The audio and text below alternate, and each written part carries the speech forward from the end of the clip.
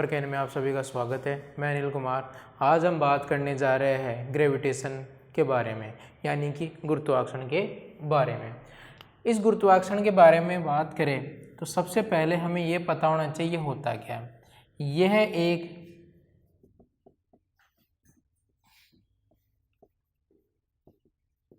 आकर्षण बल होता है। ये क्या होता है? एक आकर्षण बल होता है जो कि अन्य वस्तुओं को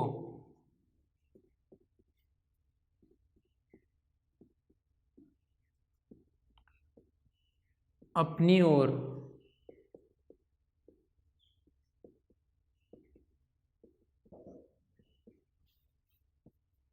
आकर्षित करता है, जो कि अन्य वस्तुओं को अपनी ओर क्या करता है?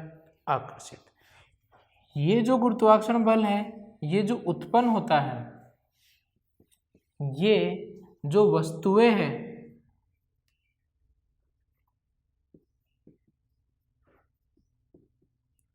वस्तुओं के द्रव्यमान के कारण उत्पन्न होता है। गुरुत्वाकर्षण बल एक आकर्षण बल होता है जो अन्य वस्तुओं को अपनी ओर क्या करता है? आकर्षित करता है। और जो ये गुरुत्वाकर्षण बल उत्पन्न होता है, ये उत्पन्न किसके कारण होता है? वस्तुओं के द्रव्यमान के कारण। इसी गुरुत्वाकर्षण बल के कारण पृथ्वी पर वायुमंडल की उपस्थिति पाई जाती है। इसी गुरुत्वाकर्षण बल के कारण पृथ्वी पर वायुमंडल की उपस्थिति पाई जाती है और इसी गुरुत्वाकर्षण बल के कारण पृथ्वी से किसी वस्तु को ऊपर की ओर फेंकने पर वह वापस पृथ्वी पर आकर गिरती है। किसी वस्तु को अगर हम पृथ्वी से ऊपर की ओर फेंकेंगे तो गुरुत्वाकर्षण बल के कारण वह वस्तु वापस पृथ्वी पे आकर गिरेगी। अगर हम इसके बात की जाए, एक होता है अपने ज्वार भाटा। ये ज्वार भाटा के उत्पन्न होने का भी एक कारण माना जाता है। पृथ्वी पर सूर्य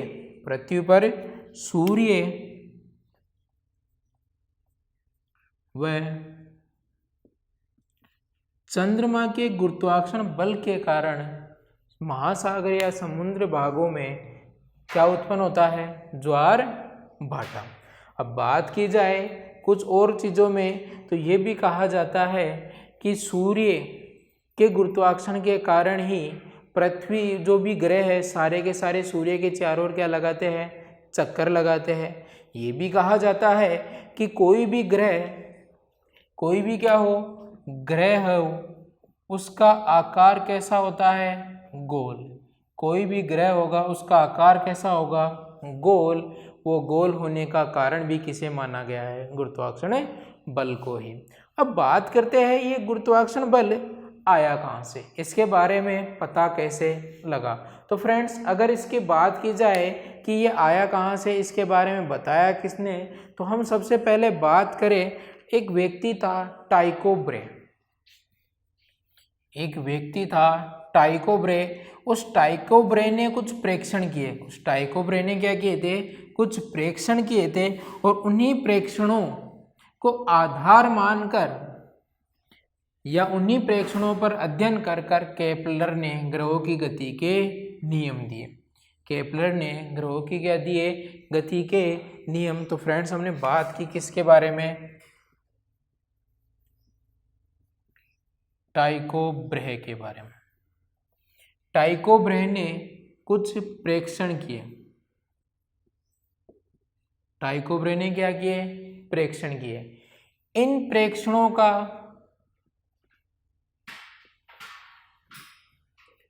अध्ययन केपलर ने किया।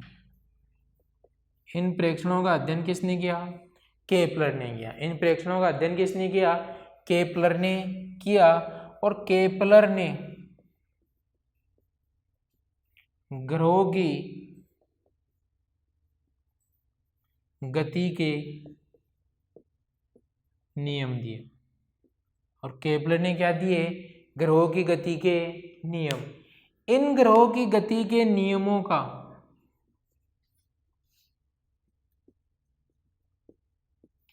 अध्ययन किया एक व्यक्ति जिसे हम जाने जाते हैं भौतिक विज्ञान का जनक, न्यूटन। न्यूटन ने इन ग्रहों की गति के नियमों का अध्ययन किया और अध्ययन कर गुरुत्वाकर्षण बल के बारे में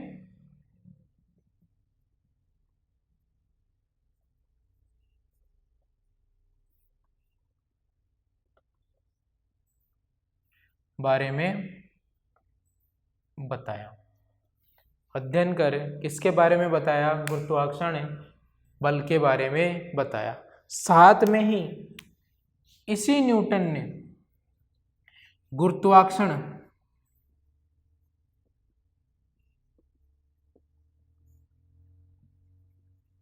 के नियम भी दिए। न्यूटन ने क्या दिए, गुरुत्वाकर्षण के नियम। इन्हीं नियमों में यह पूछा जाता है कि गुरुत्वाकर्षण का जो नियम दिया न्यूटन ने किस गति के नियम की सहायता से दिया। तो इस नियम के लिए गति के थर्ड लॉ का प्रयोग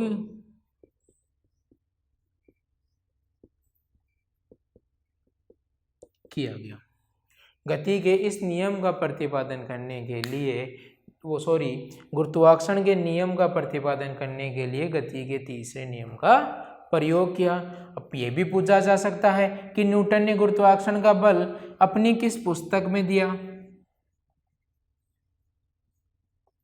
तो फ्रेंड्स, हमने पिछले वीडियो में पढ़े थे कि गति के जो नियम थे वो गति के नियम दिए थे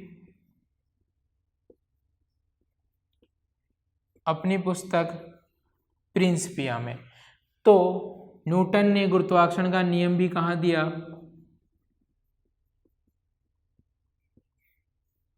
प्रिंसिपिया। न्यूटन ने गुरुत्वाकर्षण का नियम भी कहाँ दिया, प्रिंसिपिया में।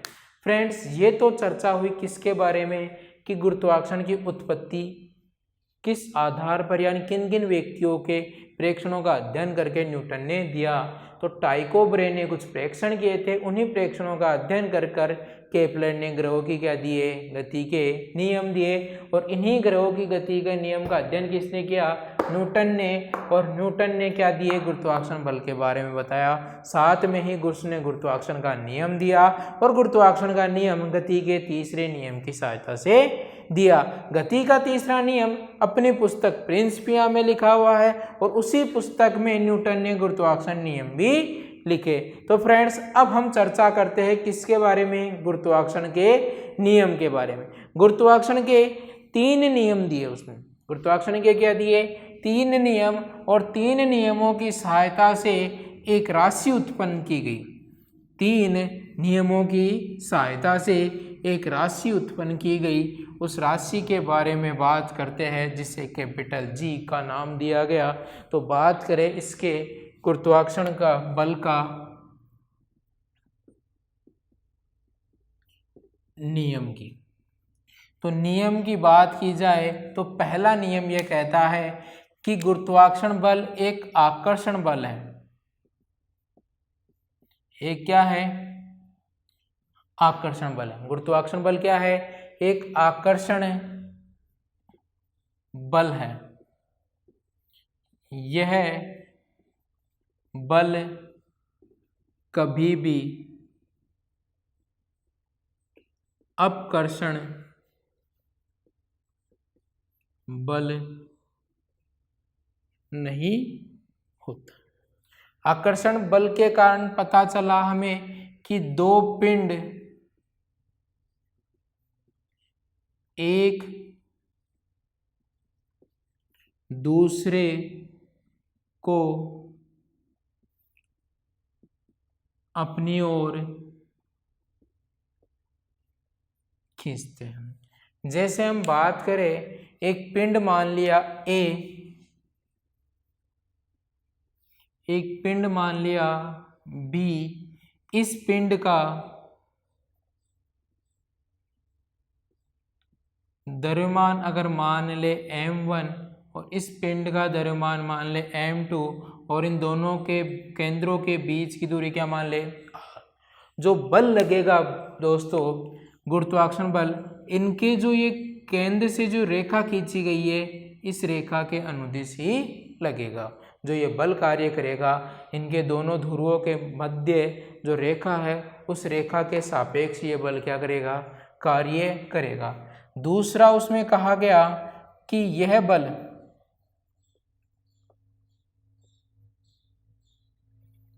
द्रव्यमान पर, यह बल द्रव्यमान के कारण उत्पन्न होता है। यह बल द्रव्यमान के कारण उत्पन्न होता है। इसी कारण इसमें यह कहा गया कि गुरुत्वाकर्षण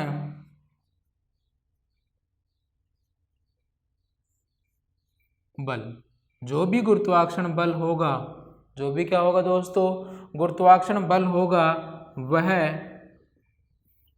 दोनों पिंडों के द्रव्यमानों के गुणनफल के समानुपाती होगा। जो भी गुरुत्वाकर्षण बल होगा वह दोनों पिंडों के द्रव्यमानों के गुणनफल के क्या होगा, समानुपाती। यानी यहां से एक कंडीशन निकल के आई, F proportional to m1 m2। अगर इस प्रोपोर्शनल के नियम पढ़े तो समानुपाती का मतलब होता है कि जैसे जैसे एक राशि का मान बढ़ेगा वैसे वैसे दूसरी राशि का मान भी बढ़ेगा। तो यह भी कहा जा सकता है कि पिंडों का द्रव्यमान जितना अधिक होगा, पिंडों का द्रव्यमान जितना अधिक होगा, गुरुत्वाकर्षण का मान भी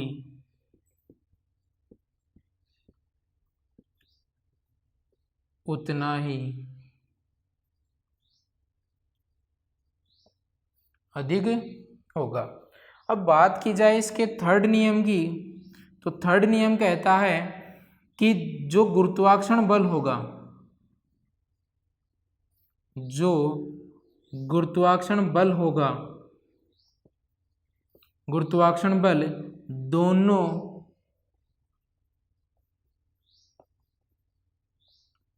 पिंडों के बीच की दूरी के वर्ग के व्युत्क्रमानुपाती होगा। दोनों पिंडों के बीच की दूरी के क्या होगा, व्युत्क्रमानुपाती। तो हम कह सकते हैं F प्रोपोर्शनल टू 1/r²। गुरुत्वाकर्षण बल दोनों पिंडों के बीच की दूरी के वर्ग के व्युत्क्रमानुपाती होगा। अब व्युत्क्रमानुपाती का मतलब हम जानते ही हैं कि अगर एक पक्ष का मान अर्थात F का मान बढ़ेगा तो R का मान घटेगा, और जैसे जैसे R का मान बढ़ेगा वैसे वैसे F का मान घटेगा। यानी कहने का मतलब अगर F का मान घटता है तो R का मान बढ़ेगा, और अगर हम ये कहें कि F का मान बढ़ता है तो R का मान घटेगा। इसी प्रकार इसमें तो कैसी कंडीशन हो, चाहे f का मान बढ़ेगा तो उनमें से द्रव्यमान भी उनका बढ़ेगा, और अगर f का मान घटेगा तो उनके द्रव्यमान का मान भी घटेगा। इसी प्रकार हम ये कह सकते हैं कि जैसे जैसे दोनों पिंडों के बीच की दूरी या तो घटेगी या बढ़ेगी। जब घटेगी तो f का मान भी बढ़ेगा,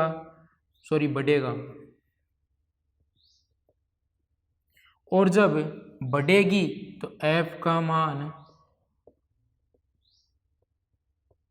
घटेगा। तो फ्रेंड्स ये था गुरुत्वाकर्षण का नियम।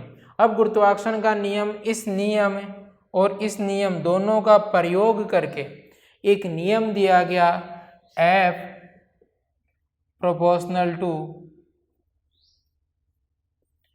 m1 m2 upon r square, और इस प्रोपोर्शनल के चिन्ह को हटाने के साथ ही उसने एक चीज दी, कैपिटल G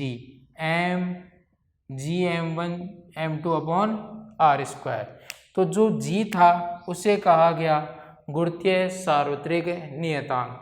तो फ्रेंड्स न्यूटन ने गुरुत्वाकर्षण के नियम में क्या दिया, गुरुत्वाकर्षण एक आकर्षण बल होता है, यह कभी भी अपकर्षण बल के तरह कार्य नहीं करता, यह सदैव केवल और केवल आकर्षण बल के रूप में ही कार्य करता है। और जो आकर्षण बल उत्पन्न होता है या जो गुरुत्वाकर्षण बल उत्पन्न होता है वह उन दोनों पिंडों के द्रव्यमान के कारण ही उत्पन्न होता है। और जो यह आकर्षण बल कार्य करता है इन दोनों पिंडों के अक्षों को मिलाने वाली रेखा के सापेक्ष कार्य करता है। और ये जो कहा कि गुरुत्वाकर्षण बल उत्पन्न किसके कारण होता है, द्रव्यमान के कारण, तो कुछ ना कुछ द्रव्यमान पर निर्भर होगी। तो निर्भरता क्या कहती है कि गुरुत्वाकर्षण बल दोनों पिंडों के द्रव्यमान के गुणनफल के समानुपाती होगा। जो भी गुरुत्वाकर्षण बल होगा वह दोनों पिंडों के द्रव्यमान के गुणनफल के क्या होगा, समानुपाती होगा। तो इससे यह पता लगा कि जैसे जैसे पिंडों का द्रव्यमान बढ़ेगा वैसे वैसे गुरुत्वाकर्षण बल का मान बढ़ेगा, और जैसे जैसे पिंडों के द्रव्यमान का मान घटेगा वैसे वैसे ही फ्रेंड्स गुरुत्वाकर्षण बल का मान भी घटेगा। इसीलिए इस नियम की सहायता से एक चीज निकल के आई कि F proportional to m1 m2। तीसरी बात कही कि गुरुत्वाकर्षण बल दोनों पिंडों के बीच की दूरी के वर्ग के व्युत्क्रमानुपाती होगा। यथार्थ जैसे जैसे दोनों पिंडों के बीच की दूरी बढ़ेगी वैसे वैसे F का मान घटेगा, जैसे जैसे बढ़ेगी तो F का मान घटेगा, और जैसे जैसे घटेगी वैसे F का मान बढ़ेगा। तो फ्रेंड्स हमने देखा कि गुरुत्वाकर्षण नियम की अगर बात की जाए तो इन्हीं दो नियमों में वो बताया जाता है, परंतु तीसरा नियम एक चीज ये भी होती है कि गुरुत्वाकर्षण एक आकर्षण बल होता है। फ्रेंड्स हम आगे चर्चा करते हैं किसके बारे में, कैपिटल G के बारे में।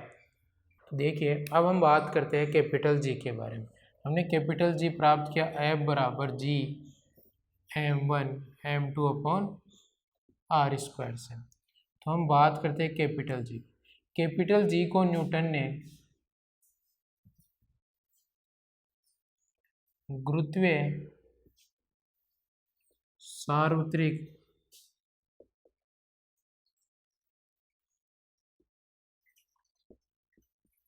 नियतांक कहा। इस G का मान ब्रह्मांड में सभी जगह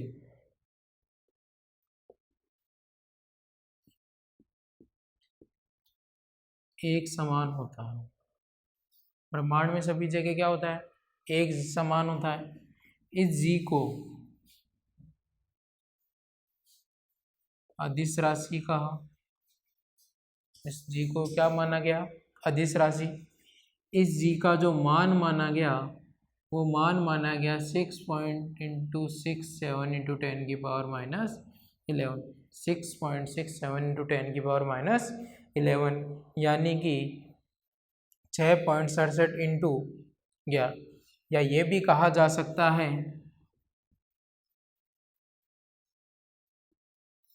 66 गुरु के 11 चेले। क्या कहा जा सकता है? 66 गुरु के 11 चेले। 66 और ये क्या आ गया आपके पास 11। गुरु का मतलब क्या?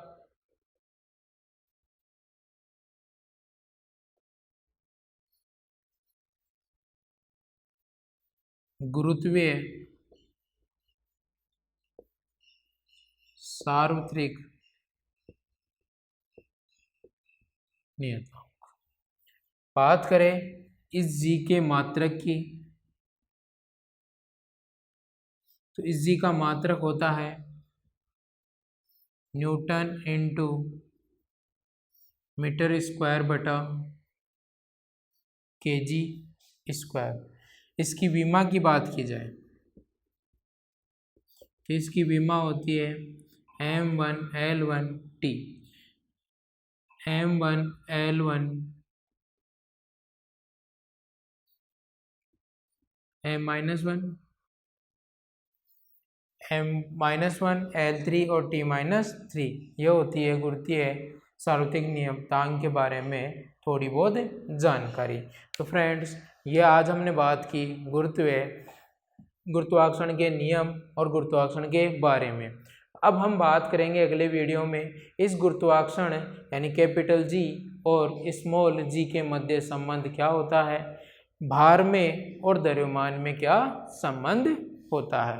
अगर ये वीडियो आप लोगों को पसंद आया हो तो लाइक, कमेंट और ज़्यादा से ज़्यादा इसे शेयर